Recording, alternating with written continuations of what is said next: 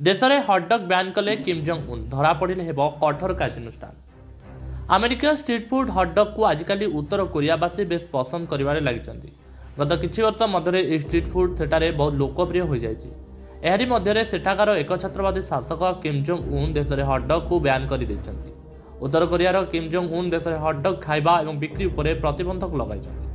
पाश्चात्य संस्कृतिर प्रभाव को दूर करने यह पदक्षेप नि वर्तमान कई जदि व्यक्ति हटडग रांधिबा किंवा बिक्री करुथिबार धरा पड़ती तेबे तांको देशर कुख्यात श्रम शिविर में दंड भोगिबाकू पड़ पारे।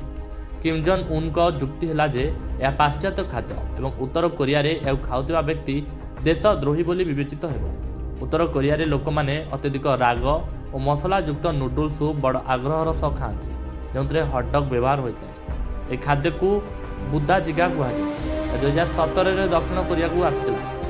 जड़े विक्रेता कहते हैं हटडग बिक्री उपर प्रतिबंधक लग जाइए। प्रशासन यहाँ कड़ा नजर रखे। पुलिस और मार्केट प्रशासन स्पष्ट भाव कहते जदि कई विक्रय कर धरा पड़ती तेज विरोध में कठोर कार्यानुष्ठान।